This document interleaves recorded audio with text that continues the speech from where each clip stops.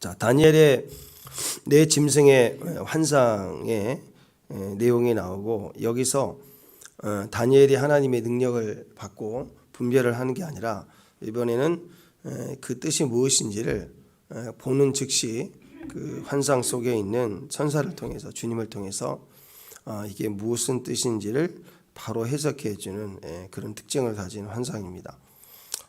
여기서 해석의 이제 주안점은 네 번째 나와 있는 짐승을 중심으로 하고 있죠. 왜냐하면 다 똑같은 거예요. 그 세력의 특징을 사자, 고음, 표범으로 나오지만 결과적으로는 가장 네 번째 짐승의 힘과 능력, 하나님 없는 힘, 짐승의 힘 그랬죠. 하나님 없는 지혜, 짐승의 지혜. 그래서 그런 힘으로 생기 없는 지혜로 세상을 무시무시하게 씹어 잡아 드시고 망가뜨리고 힘을 과시하는 짐승의 힘의 모습을 극단적으로 보여줍니다. 그래서 이 나라들을 상징하고, 또 마지막 그 네 번째도 또 거기 뿔 자체도 나라와 왕들 이렇게 표현을 하고 있습니다. 그러면서 해석하는 그 네 번째 짐승에 대한 해석을 통해서 결과적으로 주님이 하시는 음성은 그 다음에 끝은 어디냐?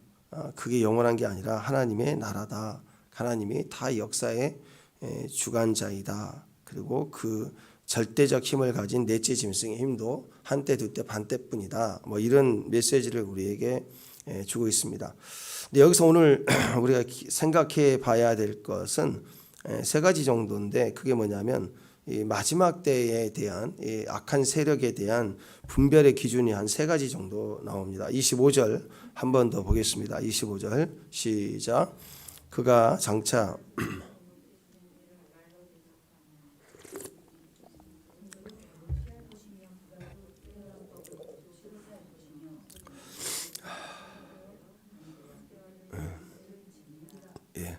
악한 마귀가 영적 상태에 있지 않고 이것을 세력을 세워서 뿔이 자라난다고 그랬잖아요. 세력이 자라나면 그 뿔을 가지고 설칠 때 우리가 그것을 성경에서는 짐승의 일을 한다 그렇습니다.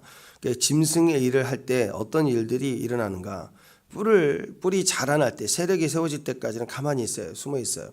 그러나 뿔이 자라고 세력이 커지면 이제 그때부터 들이받기 시작하는데, 이 다음에 나온 환상도 마찬가지입니다. 염소가 나와서 그 양을 막 또 찔러서 또 죽이고 그러지 않습니까? 그러니까 뿔이 나오면 그 세력의 대장 적그리스도다 하는, 여러분 적그리스도는 마지막 때 그 나타날 적그리스도 뭐 그 하나만이 아니에요. 안티크라이스트. 그래서 하나님을 대적하는 그리스도 영을 가진 자들을 다 말하는 거거든요. 그래서 적그리스도의 그 영을 가진 사람들이 역사적으로 보면 다 그런 독재자와 이런 모습을 통해서 자기 힘을 과시하는데, 그러면 이방 나라의 독재자들은 다 적그리스도냐? 왜 적그리스도라고 그러냐면 다 왕들이라고 그런 건 아니에요. 근데 이 4명 나라의 왕들은 하나님의 백성들을 핍박하고 하나님을 대적하고 하는 이제 그런 일을 했기 때문에 안티크라이스트, 적그리스도 영이다 그렇게 얘기를 합니다. 그래서 지금도 이 마지막 세대도 적그리스도의 영이 이제 세력을 나타내고 드러나면 어떤 한 사람, 한 인물이 이제 내가 3년 반 지나서 자기를 드러낸다고 그랬잖아요. 그때 그 적그리스도 출현한다 그런 개념보다는, 물론 그런 지도자급의 어떤 핵심을 가진 역할을 하는 자가 있을 거예요.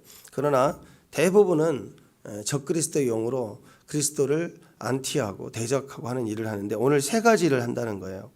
그 짐승이 하는 일, 뿔이 드러나서 할 때 교회 안에서나 가정 안에서나 세상 안에서나 적그리스도 영은 세 가지를 합니다. 첫 번째는 지극히 높으신 이를 말로 대적한다. 그랬어요. 지극히 높으신 이를 말로 대적한다. 그 무슨 말이냐? 하나님을 말로 모독해요.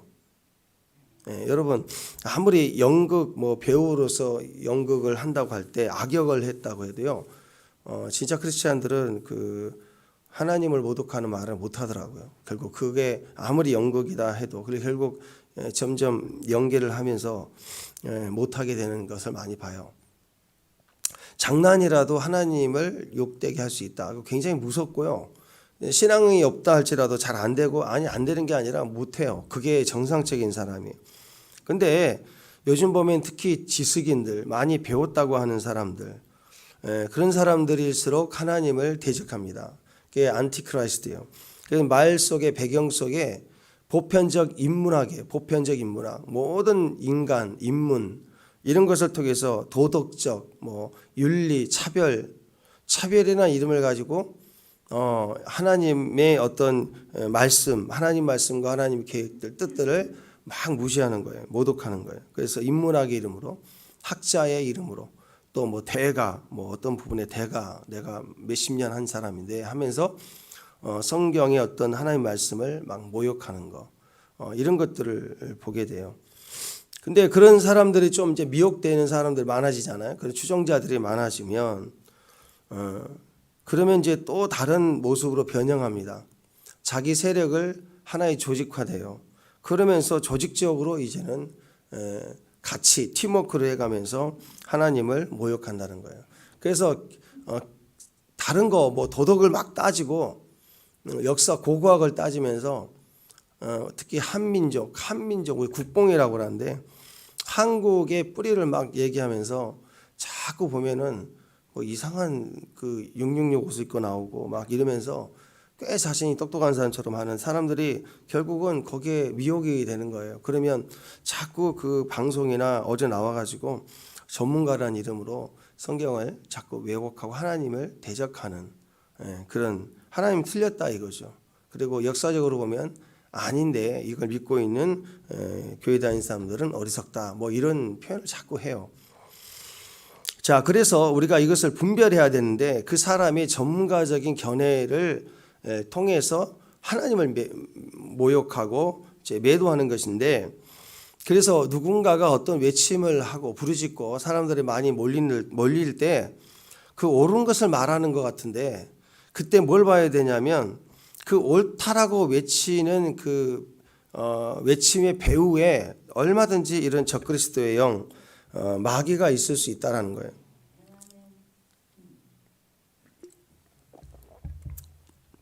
그래서 그런 사람들의 외침은요, 항상 그거예요. 맞다, 틀리다, 옳다, 옳지 않다, 그리고 억울하다, 이런 그 선악과의 논리로 항상 와요. 예수님이 현장에서 가늠한 여인을, 또는 많은 죄인들을, 병자를 고치고 세리를 도와주고 할 때 옳다 그르다로 접근했으면 누가 주님 앞에 서 있을 수 있겠어요? 누구도 못 서 있죠. 주님은 누구보다도 다 알지만 옳다 그르다 잘못됐다 그렇게 접근하지 않아요. 그리고 이렇게 옳다, 맞지 않다, 틀리다, 억울하다 이런 논리 선악과로 접근해 가지고 자기 이제 외침을 하는데, 그 방법이 뭐냐면 자꾸 조롱하고 모욕하고 저주하고 막 욕설로 가득 차고 막 이런 말을 계속 하고 있다면 그 외침이 아무리 옳아도 이미 그건 잘못된 거예요. 배후가 마귀예요. 공적인 자리에 서서 막 욕하면서 누구 나와라, 문재인 나와라 이렇게 외치는 그 욕하는 사람들, 그리고 막 피를 뿌리고 다니는 사람들, 정상이 아닌 거예요. 그 사람들은 아무리 옳다고 해도. 그런 사람들이 한 달에 막 3억씩 후원을 받는다니까 막 기가 막히는 거죠. 다 돈이 돼서 하는 거예요. 돈이 돼서 정의를 외치는 것처럼 하는데, 자기는 교회 다닌다고 하는데, 교회 다니는 사람은 그럴 수 없어요. 질서와 절차를 막 무시하고 자기가 옳다는 것만 가지고 막 막말을 해도 되는 줄 알아요. 막 설치되고, 그리고 하나님이 인도하시는 것 마냥 자기가 의인인 것처럼 막 외친다는 것입니다. 결국 그 메시지는 그거예요. 하나님의 이름으로 제가 심판해야 된다고 막 그렇게 하는데, 가만히 보면 그 뜻입니다. 하나님이 어디 있느냐, 하나님의 계시면 어째서 이럴 수가 있느냐 하면서 우리가 나서자. 그리고 너 10원짜리야 20원짜리야 하면서 막 교회를 욕하고, 그러면서 그 대상을 욕하고, 물론 그 대상이 저주받을 만하고 못된 짓을 했고요. 그건 그렇다 할지라도 그 방법과 선택이 욕을 하고 예배를 방해하고 조롱하고 저주하면서, 그러면요 사람들이 그 반응들을 보면 이래서 잘못됐다 이렇게 얘기하는 것보다 막 일단 욕부터 싸질러 놓으면 그 반응이 좋아요. 막 시원하다 막 이렇게 욕을 하는 것에 대해서. 그리고 저렇게 거칠게 나오니까 누가 건들려고 하지 않는 거죠. 그런 배경에서 외치는 거. 그 외침 속에 뭘 봐야 되냐면 안티크라이스트입니다. 하나님의 말씀과 성경을 모독하고 있다. 방법이 어떤 이유로든지 욕을 한다.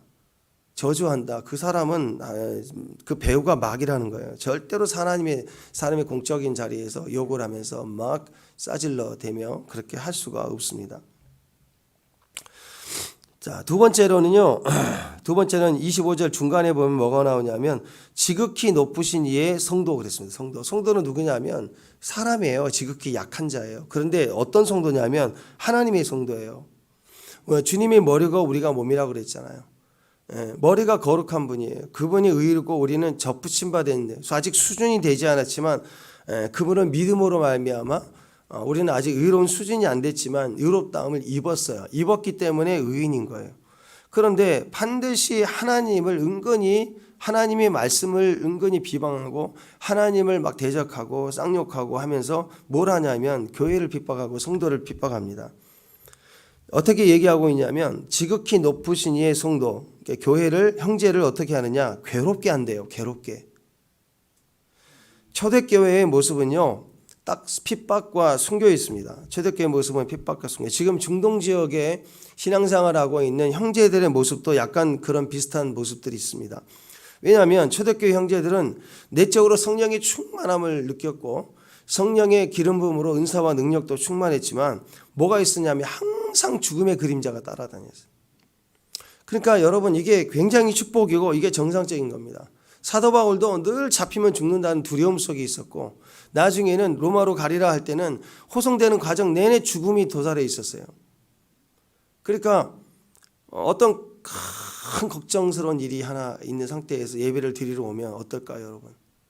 또 뭐 누군가 친한 지인이 수술 들어갔는데 수술 받다가 돌아가실 수 있다라는 예를 들어서요. 그런 위기 속에서 교회로 오는데 문자를 받았어요. 그 교회 가서 기도하고 예배해야지 하고 가는데 예배 드리는 동안에 어떤 마음이 있을까요? 그런 걱정이 있으면서 예배를 드리지 않고 말씀을 들으면서도 그 걱정 어떻게 됐을까 하고 주님께 기도하면서 듣고 그러지 않겠어요?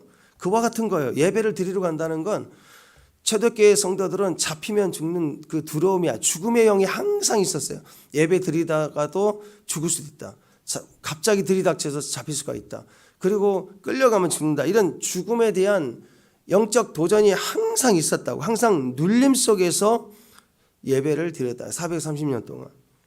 그런 긴장과 두려움과 염려와 걱정이 있는 상태가 기본이었다는 거예요. 그러니까 평강이라고 하는 것은 이런 상황이 다 없어진 다음에 산속에 혼자 있으면서 이런 요소들이 제한이 없으니까 편안하다. 이제 기도해야지. 이렇게 해서 기도된 예가 없습니다. 그 예수님이 그러셨고요. 또 바울이 그랬고요. 다윗도 내 마음이 하나님 마음과 합했다. 그걸 누가 알아주셨습니까? 하나님 알아줬잖아요. 만약에 내가 내 마음이 하나님과 같다. 그러면 교주죠. 근데 하나님이 저는 내 마음이 합했다. 그래서 그 마음이 하트거든요. 심장이에요. 무슨 소리입니까? 쫓기는 자의 심장은요 파열된대요. 쥐가 이렇게 어둠 속에 두면은 깜깜한 어둠 속에 두면은 물 없이도 한 일주일을 버티다가 죽는데 깜깜한 어둠 속에 두면은요 하루도 못 돼서 죽는데요.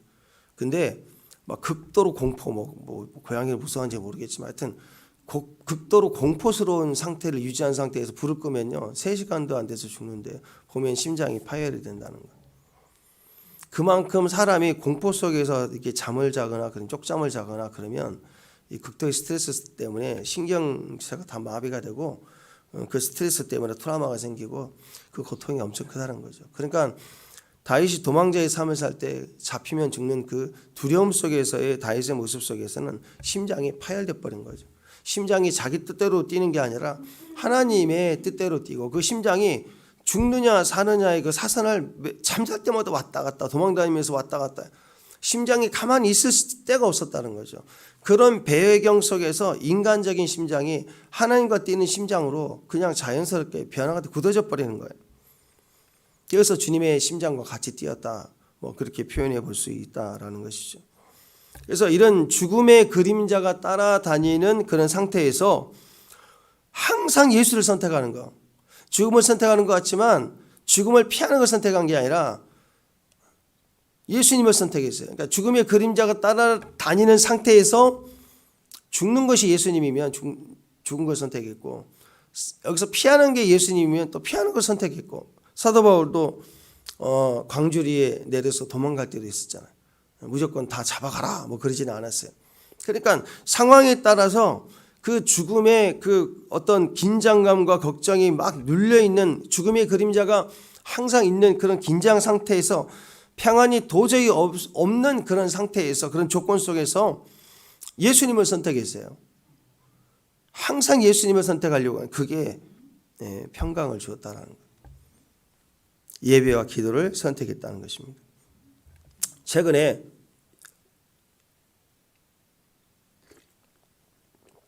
기독교를 이렇게 핍박하고 조롱하는 분위기가 전 세계적으로, 특히 한국에도 이제 많아졌는데요. 제가 아주 어렸을 때는 간간히 봤어요. 예수쟁이라는 말을 좀 많이 하고, 술 먹고 그러면 재수없다 그러고, 택시 타도 예수 믿는다 그러면 재수없다 그러고, 여자 같으면 재수없다 그러고, 첫 택시 탈 때 막 그런 분위기가 있었잖아요. 그리고 흔히 들었던 이야기가, 며느리가 교회를 나가면, 집안 안 좋은 생기면 다 며느리가 예수 믿어서 그렇다고 막 그 핍박을 하고 막 집안마다 깨지고 그런 소리들이 많이 있었어요. 그래 핍박을 당하면서 신앙 때문에 어려움을 겪었던 분들이 상당히 많았습니다. 근데 제가 중학교 고등학교 들어갈 때쯤, 그때부터인가 뭔가 좀 바뀌었어요. 이상하게도 교회 다닌다 그러면 굉장히 교양인처럼 보이기 시작했고, 여기저기서 그러냐 하고 인정해주고, 선생님들도 나도 중학교 교복 입고 막 들어갔을 때, 우리 국어 선생님, 담임 선생님인데 그분이 집사님이세요. 제가 다녔던 교회 집사님이신데 막 첫 시간에 전도를 하더라고요. 그래서 교회 다니는 게 그렇게 영혼의 구원에 대해서 바로 얘기하시고, 이런 것들을 볼 때 그때 분위기가요, 교회 다닌다 그러면 이제 이 젊은이 세대들, 아이들 세대, 그렇고 문화 개방한다 그러면 되게 문화를 접할 수 있는 그런 경험이 되고, 반겨주고 인정해주고, 이렇게 막 이렇게 하는 분위기들이 정말 이렇게 있었어요. 그리고 어느 교회 다니냐 그러면 뭐 어느 큰 교회 다닌다, 유명한 교회 다닌다 그러면 그래도 자기 이미지에 좀 도움이 되고, 그럴 때가 좀 있었다고요. 그래서 웬만한 그 당시 웬만한 제가 중학교 때지만 웬만한 고등부 누나들은 항상 뭐 하냐면, 전도사님이나 목사님과 결혼하는 꿈은 한 번씩 다 꿔요. 자기들끼리 기도하면 너는 사목감이야 막 이런 예언 같은 이야기가 나눠지고, 막 그리고 그런 이야기를 들은 누나들이 막 뭔가 권세를 얻은 것처럼 막 주가가 올라가고, 그리고 가만히 들어보면 전사님 뭐 이렇게 그 목사님 사모 뭐 이런 그 분위기가 이렇게 긍정적으로 이렇게 바뀌는 그런 때가 있었다고요. 한 10년, 20년 그랬던 것 같아요. 근데 우리나라 기독교 역사상 그런 때가 없었어요. 어떻게 갑자기 그런 일이 벌어졌는지 모르지만, 아니라 다를까 사실은 이제 마귀가 한눈판 거였죠. 그 10년, 20년 사이에 마귀가 다시 회개하고 막 회심해서 그런지, 갑자기 작정하고 본인의 일을 하기 시작해서 그런지, 요즘에는 다시 교회를 막 핍박하고, 막 교회를 핍박하고, 교회 다니면 뭐 이렇게 망할 거고 없어져야 될 막 종교고 막 이런 여론들이 막 다시 지금 막 이렇게 일어나는 그런 시대가 됐습니다. 이기적이다, 개독교다, 뭐 교회는 기업이다, 뭐 사회 악이다, 없어져야 된다, 막 이런 그 얘기를 하고, 교회 방송에 한 번씩 나오는 지식인들은 은근히 한 번씩 한마디씩을 합니다. 사실 이렇게 보다 보니까 교회를 향한 이런 사회적인 압박은 어느 시대나 사실은 다 있었어요. 왜 그럴까요? 마귀는 지금도 시퍼렇게 살아있기 때문에 그래요. 그래서 마귀가 하는 일은 성도를 괴롭히는 거예요. 이 괴롭힌다라고 하는 의미가 바로 죽음의 그림자가 들여져 있다, 그런 거예요.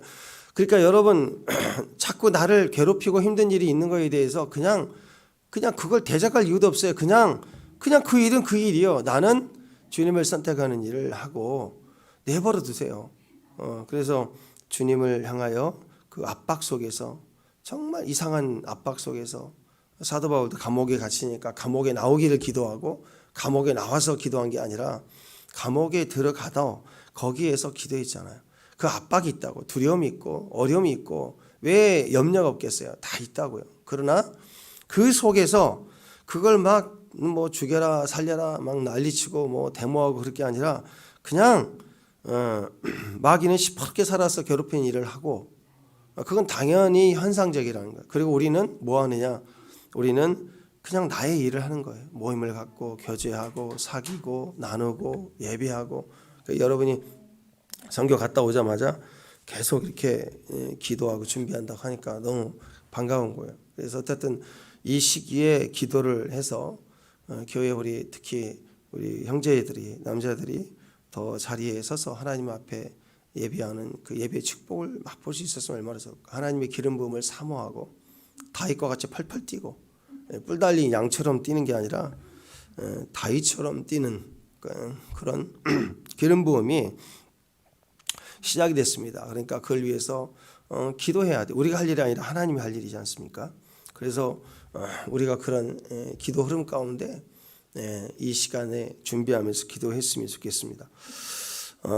마귀는 이 적그리스도는 꼭 마지막 때도 그렇고 지금도 그렇고요. 항상 첫 번째 하나님 말씀을 성경을 대적하고 말씀을 대적하고 두 번째는 이렇게 성도를 대적하고 괴롭혀요. 자꾸 여러분을 괴롭혀요. 압박 속에서 압박을 받고 있는 직장, 압박을 받고 있는 가정, 압박을 받고 있는 교회. 정말 좋은 교회예요. 그 속에서 오히려 그 사자굴을 들어가서 거기서 나의 일을 하면 너는 너의 일을 하고 나는 나의 일을 하고 이럴수록 기도가 세고 기도가 감사가 되는 거예요. 그래서 우리가 그 흐름을 잊지 않기를 바랍니다. 세 번째는요, 굉장히 심각한 건데 세 번째가 요즘 시대하고도 많이 맞는 것 같습니다. 때와 법을 고치려고 해요. 때와 법을 고친다. 그래서 때와 법을 고치면 어떤 일이 벌어지냐면 하나님의 때와 하나님의 법을 이렇게 흐트러 버리는 거죠. 그러니까 유일한 길이 주님인데 다른 길을 제시해 버려요. 그리고 유행을 만들어 버리면 원래 길은 유행 떨어진 길이잖아요. 옛날 핸드폰이에요. 최신폰이 나오면서 가치가 떨어지는 거죠. 그런 전략을 자꾸 한다라는 거죠. 하나님의 때는 유일한 때고 그 때 아니면 없어요. 근데 그 때를 가리워서 지워버리려고 하죠. 그리고 때가 바뀌었다라고 얘기를 합니다. 지금 지구상에 벌어지는 축제들을 한번 보십시다.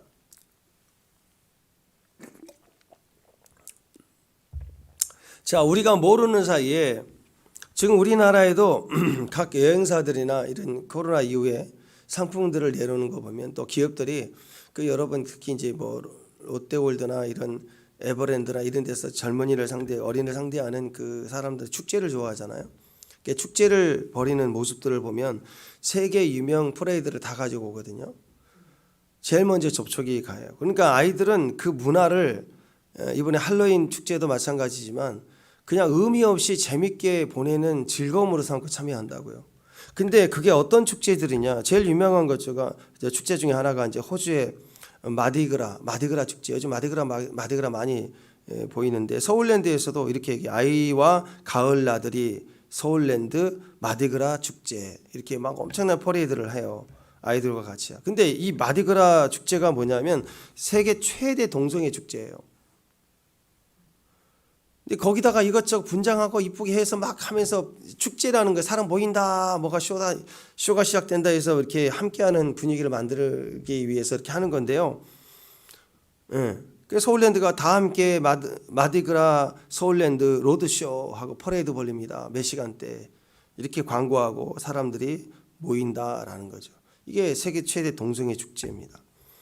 우리가 이번에 이태원 참사를 통해서 봤던 이 할로윈 데이 축제 이게 원래는요 가톨릭 문화 속에서 나온 건데 가톨릭 문화 가운데 그 성자의 날이 있어요. 성자의 날 전날이 할로윈입니다. 무슨 말이냐면 성자의 날이 오면 아마 이제 예수님의 재림과 같은 이제 그런 예표를 한 것 같아요. 그래서 예수님이 오시면 그 전날에 오셔가지고 마귀를 다 때려잡으니까 마귀가 오는 날을 만들자 해갖고 전날을 할로윈을 만들어요. 마귀가 막 내려와요. 그러면 이제 성자의 날에 때려잡는다. 그렇게 설정을 했는데 온갖 귀신을 모르잖아요. 그러니까 이제 온갖 귀신 분장을 하고 이제 모이는 흉내를 하다 보니까 갑자기 성자의 날은 없어져 버리고요. 마귀의 분장을 하고 모이는 프로그램들이 많아지면서 이게 변질돼 버린 거예요. 이게 컬트적 주술 문화하고 연결이 돼 가지고요. 그 컬트적의 주술 문화에 뭐가 있냐면 그 한 해가 시작되는 첫날 밤에 저승의 문이 열리고 거기에 귀신이 막 온갖 귀신이 다 내려온대요. 아마 여긴 내 짐승 포함해서 이상한 형상의 귀신이 다 내려올 거예요. 그래가지고 사람들의 몸을 빼앗아간대요. 그러니까 어떻게 해야 되느냐? 우리가 귀신처럼 문장을 하면 우리 몸 우리 같은 식구구나 하고 안 뺏어간다는. 그래가지고 다 귀신 문장을 하는 거예요. 이게 짬뽕이 돼가지고 이게 롯데월드, 에버랜드, 뭐 이천 별빛 정원 축제 어제 찾아보니까 경주 월드, 고창 상하 농원 무슨 농원에서 이런 걸 레고랜드 뭐 할로윈 축제 난리 났어요. 그러다 이번에 뻥 하나 터진 거 아니에요. 그러니까 이 의미가 보면 이 축제 때 이걸 막 하는데 여러분 우리가 아는 그 축제가 얼마나 많아요. 때라는 걸 얼마나 많이 문화적으로 만들어 버려요. 샌프란시스코 게이 축제, 프라이드 퍼레이드 굉장히 유명합니다. 더 카스트로 카스트로 게이 거리 이거 인터넷 보면은요 아주 예술적이고 예쁜 카페가 아주 그림같이 있대요. 그래가지고 한국 사람들도 카페 다니면서 사진 찍는 거 좋아하잖아요. 그래서 한국 유튜버도 뭐 거기 수두룩 다니면서 거기에 이쁜 카페 막 나도 가보고 싶어 나 갔다 왔는데 하고 뭐 거기 뭐 기념품 뭐 이렇게 보이고 막 근데 그 거리 다니면요 세계적인 그 게이 퍼레이드 축제가 벌어지는 곳이기 때문에 길거리 여기저기서 그 게이들이 애정 행각을 벌여요. 식당 카페마다 다 예쁜 남자들이 막 모던하게 서빙해 준다고. 예쁜 남자들이 그걸 멋있다고 예쁜 카페 있다고 사람들이 때를 광고해 주니까 비행기로 날아가서 뭐 거기를 꼭 가봐야 되겠다고 막 줄 서서 가고. 또 브라질 삼바 카니발 축제 유명하죠. 막 카니발 하면 전 세계에서 난리치고 막 엉덩이 흔들고 그러는데 이 카니발이 원래는 고기를 끊다 그런 뜻이거든요. 고기를 끊다, 고기를 금식하다. 유럽에서 부활절 40일 전에 부활절 이제 오순절 지나고 이제 예수님 죽으시고 부활하기 전에 오순절이야. 예수님 부활절 40일 전에 40일 동안 뭐 하느냐면 금식하자. 어떤 거냐? 술과 고기와 그리고 음행을 금하자. 그래서 이제 고기가 제일 핵심이에요. 왜냐하면 고기를 먹으면 텁텁하니까 술을 마시게 되고 술을 마시게 되면 음행을 하게 되니까. 그래서 술과 고기와 음행인데 40일 동안 고기를 끊자 그런 개념에서 경건하게 보이자 이렇게 했는데 이 의미는 좋잖아요. 그죠? 근데 40일 동안 고기를 금해야 되니까 어떻게 해야 되느냐? 40일이 부활절 40일 전에 시작되기 3일 동안은 무조건 먹고 마시자. 그게 카니발이에요. 그게 이제 이탈리아 베니스에서부터 이제 연결돼서 지금 남미로 연결돼 가면서 스페인, 포르투갈 지배를 받았던 남미, 브라질 또 아프리카에서 노예로 팔려온 그런 사람들 문화와 섞여가지고 삼바 카니발 축제가 벌어지는데 이건 온갖 잡탕이에요. 온갖 잡탕. 근데 그걸 요즘에 뭐 막 그 유튜브 보면 가서 뭐 축제 참여했다고 막 사진 찍고 그러는데 그게요 아주 광란의 그런 온갖 더러움을 다 가진 그런 축제입니다. 이런 때들을 비슷비슷해져 가니까 게이 축제나 이런 할로윈이나 이게 다 귀신 영상, 마귀 영상, 음란 뭐 이런 것들이 다 짬뽕이 되다 보니까 이젠 점점점 어느 축제가 더 커지냐, 어느 축제가 사람이 많이 몰리냐, 조회수 많은 유튜버 이런 것처럼 그렇게 막 이슈가 되다 보니까 온 세계의 축제가 각 나라마다 유치를 하면서요 막 복잡해지기 시작해지는 거예요. 그래서 뭐가 없어지는 거예요. 때 그면 뭐가 있지?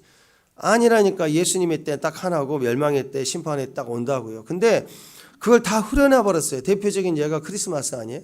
크리스마스 이미 예수님이 사라졌죠. 세상 문화 속에 다 세일해주고 뭐 선물 주는 날로 바뀌었고 연인들의 시간들이고 식사해주는 크리스마스 성탄절인 것을 요즘 아이들은 잘 모를 거예요. 그냥 선물 주는 날, 외식하는 날.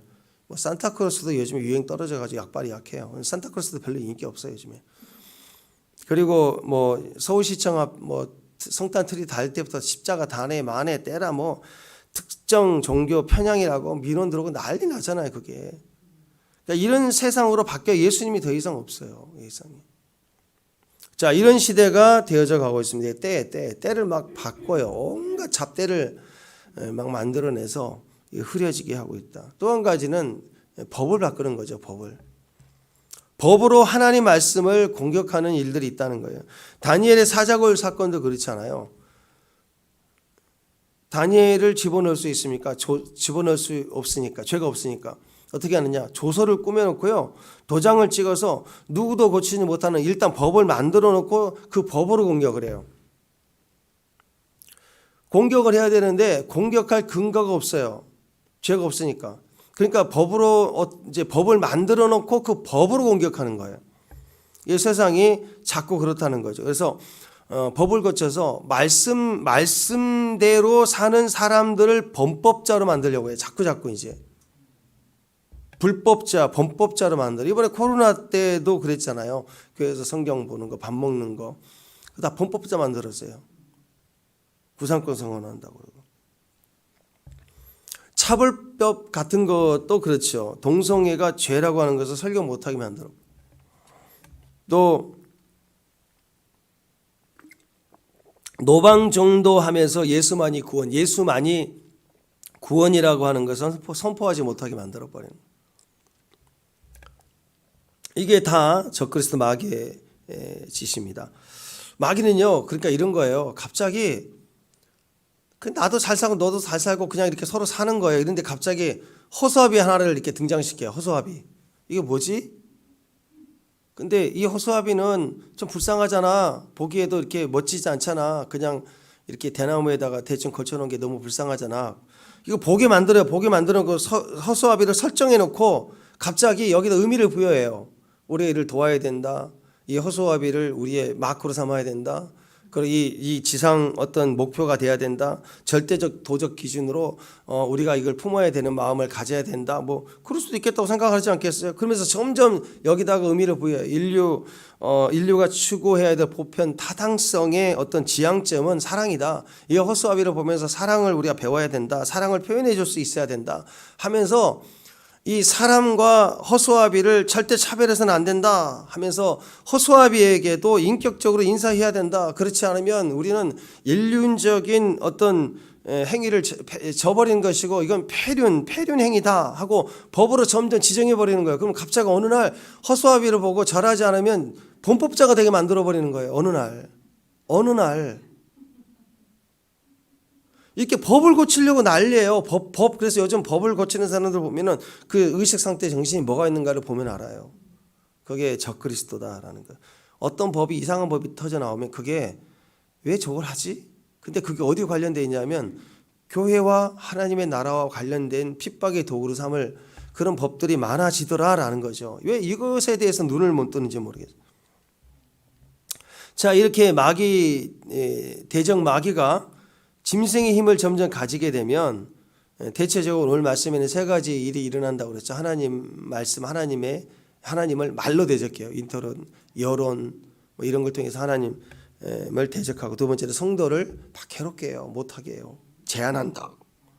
그 다음에 때와 법을 막 고치려고 해요. 우리가 코로나 시기에 정부가 했던 일을 보세요. 아직 공산권도 아닌데 이러잖아요. 그죠? 여론을 막 조성해가지고 심지어는 교회가 미안합니다 이런 소리를 하게끔 이렇게 하나님을 대적한다고요. 두 번째는 성도들을 예배를 막 조종해서 먹어라 말아라 물만 먹어라 하면서 괴롭힌다고요. 제한을 두면서. 또 때와 법을 점점 고쳐서 압박을 주고 이렇게 뭔가 핍박을 하려고 한다는 거예요. 그래서 걱정하지 말 것은 오늘 이 환상을 통해서 주시는 음성이에요. 걱정하지 말 것은 이게 다 부분적이다. 최후의 마지막에 진짜 적그리스도가 출현한 그때도 해봐야 결국 한때 두때 반때예요. 결국은 후 3년 반이라고 했죠. 42달 1260일 뿐이다. 요한계시록가 이 부분에 했었습니다. 짐승의 때는 항상 제한적이다. 아무것도 아니다. 그러니까 그냥 지나가는 거다. 마치 기차 타고 가다 보면 터널이 나와요. 갑자기 껌껌해질 때 두렵다. 아니 그냥 지나가는 거예요. 터널 지나가게 되면 기차에 탄 사람도 괴로운 게 아니고 그냥 껌껌할 뿐이에요. 우리는 기차를 탈 때부터 하나님의 기차를 탄 거예요. 마지막 때를 통과해 갈 때부터 이미 주님 안에 승선했어요. 주님이 우리를 안전케 하셔요. 그래서 주님만 바라보고 불안하지 말고. 근데 보이는 것 때문에 터널이 껌껌하고 보이는 것 때문에 막 발작하고 심지어 불안하면 그 사람은 괴로울 거 아니에요. 그죠? 몸에 가해지는 건 없어도. 그러니까 우리가 믿어야 이 모든 계시를 주시는 이유는 짐승의 때가 있지만 제한적이다. 그리고 아무것도 아니다. 그냥 믿음 붙들고 가라. 그래서 여러분 괴로울 때, 힘들 때, 죽음의 그림자가 있을 때 그냥 터널 지나가는 그림자예요. 아무런 행동을 할 수가 없습니다. 그리고 아침 우리는 하루 영성이잖아요.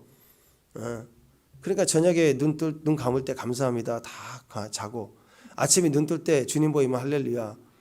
주님 안 보이고 꼼꼼하다. 그러면 새벽 예배 나오는 거고. 그렇게 하루하루를 연장받고 사는 거예요. 그런 마음으로 사시면 하루 보낼 때 뭐 아껴 두지도 마시고 마음껏 나누고 베풀어주고 후회 없이 그렇게 시간을 꽉 채워서 알짜배기로 채워서 축복하며 사는 거예요. 그게 마지막 때 종말론을 가진 성도의 모습입니다. 제한적입니다. 그러면서 나오는 게 27절, 26절, 20절, 28절 쭉 나오는 게 이제 심판이, 인자의 심판이 나와요. 왜?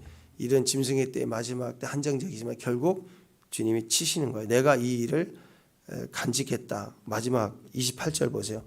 내 얼굴빛이 변했다. 중심이 번민하고 너무 충격적이라는 거죠. 그렇지만 내가 이 일을 마음에 간직했다. 여러분 이 일은 다니엘이 본 자기 환상과 해석이죠. 그 내용을 천사의 말을 통해 들었을 때 너무 충격적이었어요. 그렇지만 이걸 어떻게 했느냐? 간직했다. 네타르 간직했다. 이 말은 지키고 보관했다. 다니엘이 자신의 환상과 천사의 해석을 가슴 깊이 간직했다라는 거예요. 사실 느부갓네살부터 시작해서 다니엘의 환상, 이 꿈을 갖다 해석해 줬을 때 그들이 마음에 간직했으면 그 나라가 영원히 쓰임받는 나라가 됐을 거예요. 그걸 버리니까 사울왕처럼 하나님 말씀을 버리니까 하나님도 그를 버린 것이에요. 다니엘은 이 환상을 받을 때 마음에 깊이 간직했다라는 것이에요. 자기 마음에 가지고 있는 계시, 이걸 신약에서는 믿음이라고 얘기하는 거예요. 그래서 마음에 믿으면 의에 이른다 그랬잖아요. 다니엘은 마음에 믿음이 생기면 그 믿음을 간직했어요. 간직해서 그 입으로 계속해서 자기 음성, 자기 안에 음성이 되게 하고 자기 삶의 실상이 되게 하고 계속해서 그 말씀이 나를 영으로 인도해 가는 근거가 되게 하는 수단으로 삼았다. 그게 내가 이 일을 마음에 간직했다라는 것입니다. 터널은 곧 지나갑니다. 우리가 빨리 노력한다고 지나가는 게 아니에요. 그러니까 이 마음을 간직하고 기다리면 돼요. 실상이 되게 하고 우리 영으로 인도해 갈 때까지 간직하고 그 하나님의 결론, 하나님 영원한 나라가 선다는 그 확실한 말씀을 붙들고 가면 터널은 어느 순간 쑥 지나간다라는 거예요. 그러니까 압박이 있습니까? 어려움이 있습니까? 그냥 이거 할래 저거 할래 해라 말아라 이렇게 한다고 되는 것도 아니고요. 뭐 자식이든 누구든 하라고 한다 하겠어요? 못해요? 못하더라고. 내버려둬요. 내버려두고 나 혼사람 새벽부터 하나님 앞에 엎드려서 주의 말씀 딱 실상되게 말씀 받을 때마다 내 안에 믿음 말씀 생길 때까지 딱 붙들고 은성이 되고 그거 붙들고 가는 거예요. 사람 비유 맞추려고 사람 어떻게 좀 인기 얻으려고 사람 좀 마음 편하게 해주려고 하지 말고 하고 싶은 거 하세요. 이제는 하면서 주님 딱 믿으면서 말씀 새벽 깨우고 찬양하고 예배하고 사명으로 생각하고 있는 일을 준비하고 그러면서 또 성교가고 그리고 무슨 일이 있어도 누가 맡겨서 가는 거. 예루살렘도 가야죠. 그죠? 가야 되는 거예요. 가요. 관절염 생기기 전에 아니면 뭐 로봇다리 돼서 뭐 가든지 어쨌든 가요. 어디든 갈 수 있습니다. 소망을 가지고 꿈을 가지고 우리가 가려는 비전 때문에 또 잘 될 수도 있잖아요. 하나님 가게 하신 분이시니까. 자, 그런 믿음의 통로가 되시기를 주님의 이름으로 축원합니다. 기도하겠습니다. 인자의 심판 때에 하나님이 온 나라 영원한 하나님의 나라가 경고에 서고 세상의 모든 권세를 심판하신 주의 때가 주 안에 약속되어 있음을 믿습니다. 그 음성이 우리 마음의 실상이 되고 우리의 영으로 인도함을 받는 주의 종들로 서게 하옵소서. 예수님의 이름으로 기도합니다.